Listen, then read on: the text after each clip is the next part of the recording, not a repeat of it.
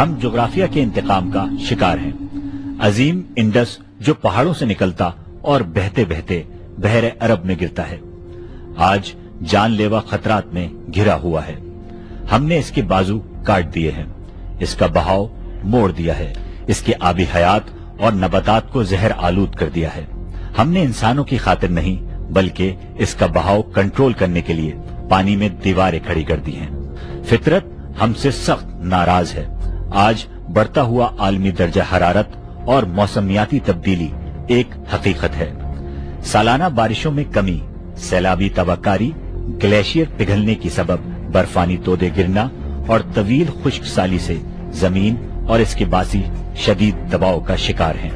قدرت نے surface water کے علاوہ ہمیں چند سب سے بڑے آبی ذخائر سے بھی نوازا ہے جنہیں ایکویفرز کہتے ہیں، مگر ان سے مجرمانہ طور پر بڑی مقدار میں زیر زمین پانی کھینچ لینے کی وجہ سے اب وہاں زندگی بخش میٹھے پانی کی جگہ تیز بو والی مایع دھات نے لے لی ہے۔ وہ حسین منظرنامہ جو تازہ شفاف جھیلوں سے آراستہ تھا اب خشک کیچڑ کے بدنما پیالوں میں تبدیل ہو گیا ہے۔ کیا ہم 22 کروڑ لوگوں کے اس ملک کو، جس کی آبادی تیزی سے بڑھ رہی ہے، آنے والے وقتوں میں موت کے منہ میں دھکیلنا برداشت کر سکتے ہیں؟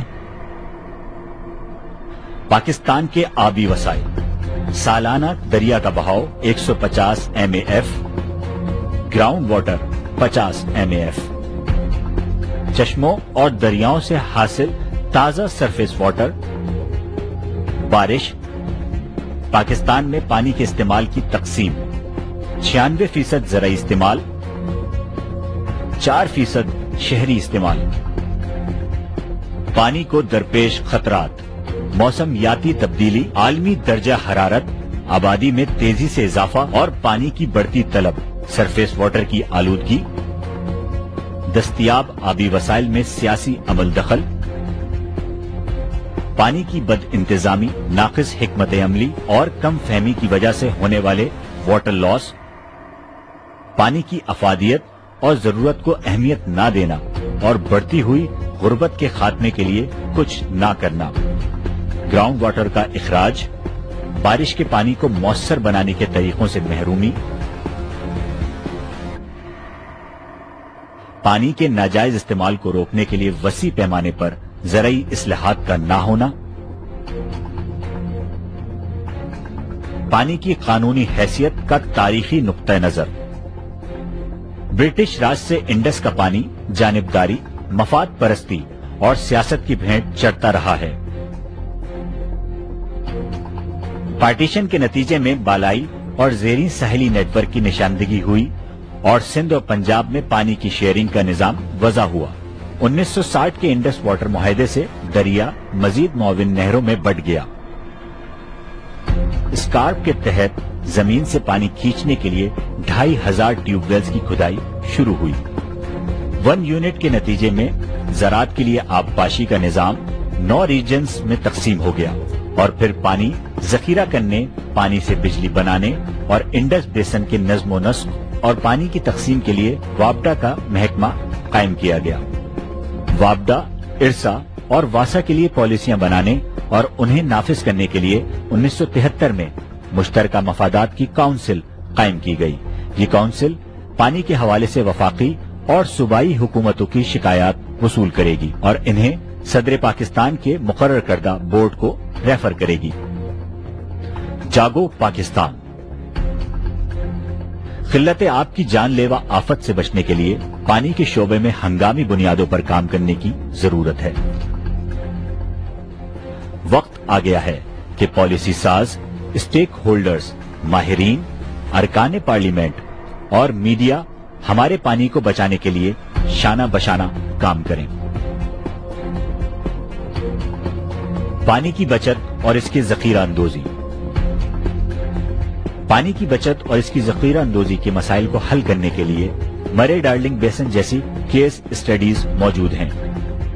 21ویں صدی کی سائنس اور ٹیکنالوجی کے پاس ان مسائل کا جدید ترین حل موجود ہے، جن میں صرف سطح زمین کے اوپر ہی ڈیمز بنانا نہیں بلکہ زیر زمین ڈیمز کی تعمیر، ایکویفرز کو دوبارہ چارج کرنا، اور زیر زمین پانی ذخیرہ کرنے کے لیے ٹینک بنانا شامل ہیں۔ ایکویفرز کی پامالی کے بعد نئے واٹر لاز بنانا ناگزیر ہے۔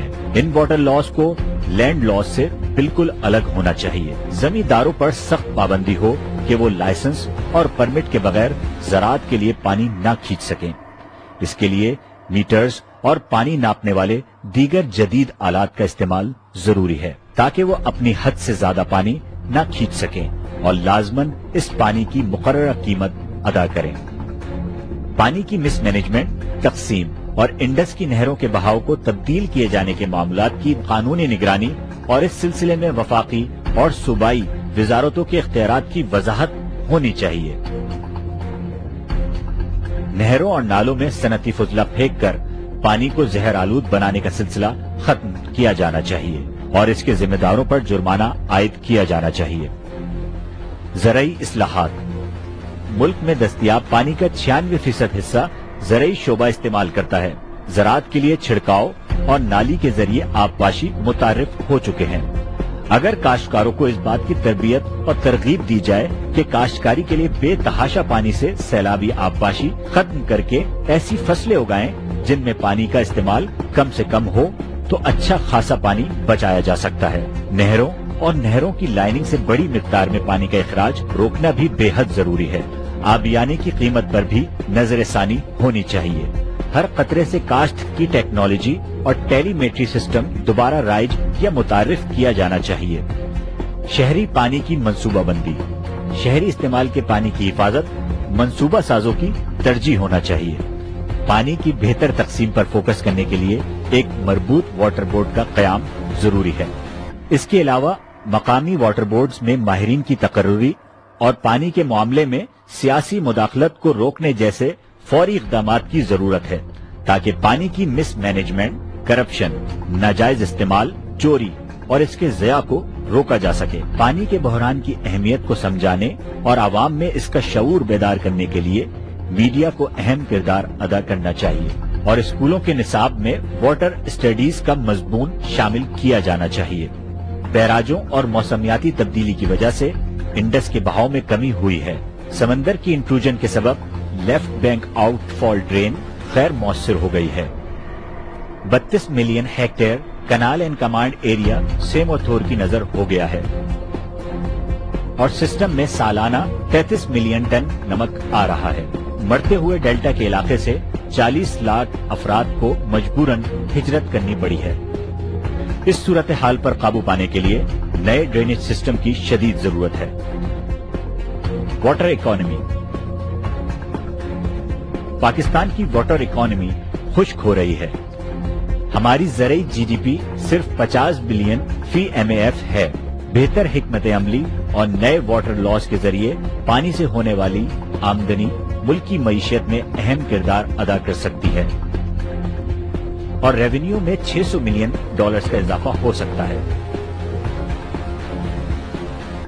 سپریم کورٹ نے اس قدرتی ذریعے کی اس طرح تشریح کی ہے: پانی زندگی کا بنیادی حق ہے، عوام کے لیے وقف ہے۔ اس بیان کی روح سے گراؤنڈ واٹر قومی دولت ہے۔ اس کا تعلق پوری سوسائٹی سے ہے اور اس کی حفاظت ہر صورت میں فرض ہے۔ پانی ہمارا سب سے قیمتی اثاثہ ہے۔ پانی کے کنٹرول، تقسیم اور اس کے نظم و نسق کی ذمہ داری کے معاملات ناقص اور نامناسب ہیں۔ اس لیے ہنگامی بنیادوں پر واٹر مینجمنٹ کے مربوط قوانین بنانا ضروری ہیں۔ ہمارے سماجی، سیاسی اور اقتصادی مستقبل کا دار و مدار پانی پر ہے۔ پانی زندگی ہے، پانی خزانہ ہے، پانی ہمارا حق ہے۔ اس لیے ہمارا نعرہ ہے: سب پانی کے لیے اور پانی سب کے لیے۔